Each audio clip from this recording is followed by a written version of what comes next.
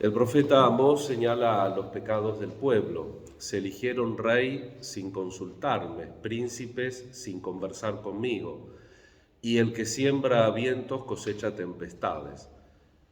Cambian el Dios auténtico por hechuras de manos humanas. El toro de Samaria, evidentemente, que no es Dios.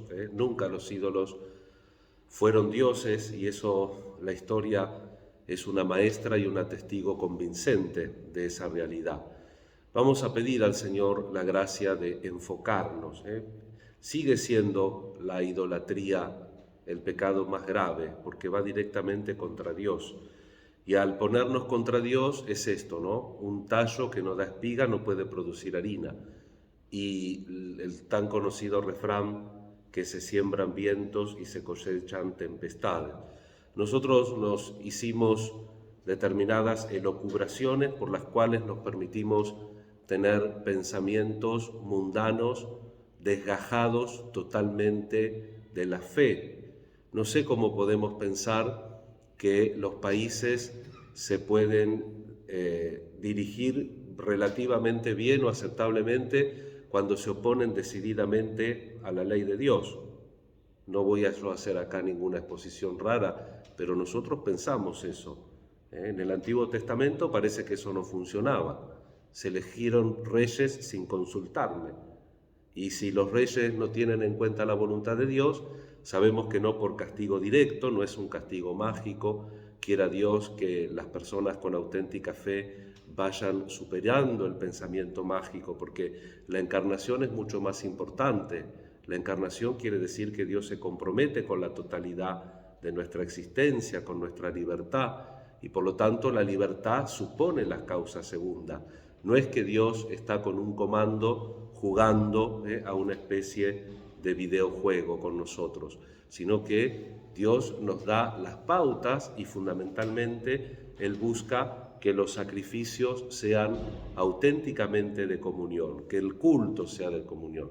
Ya pueden comer la carne ustedes, no más que yo no le voy a dar ningún caso a ese sacrificio, dice Dios en ese momento por boca del profeta Oseas. Y por eso tenemos que volver a esta mirada, que es la básica de las personas que tenemos fe. El Señor, lo hemos escuchado, estamos en la propedeusis, estamos en el inicio de la perícopa de Lucas del domingo, prontos al discurso misionero de Jesús en la versión según San Mateo. La cosecha es abundante, los trabajadores son pocos, el mundo, la sociedad, la cultura donde me toca vivir es abundante, y los trabajadores, yo me atrevería a decir también los trabajadores convencidos de la propia fe y de lo que hay que anunciar, son más pocos todavía. Y el Señor no nos invita primero ni a trabajar ni a predicar, primero nos invita a rezar. Y estamos en el Evangelio de Mateo, porque el que hace muchísimo más hincapié en la oración, inclusive del Verbo encarnado de Jesús, es el Evangelio de Lucas. Entonces, antes de la misión siempre tenemos que rezar para no sembrar vientos y cosechar tempestades. Tenemos que sembrar la verdadera semilla si queremos tener las plantas.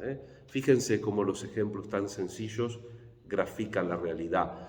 Una realidad que ciertamente es compleja, pero Einstein yo lo busqué y no encontré fehacientemente, porque hay determinados autores también en internet que se dedican a poner falsedad de determinadas frases que se dicen, que se atribuyen a papas o a pensadores, etc.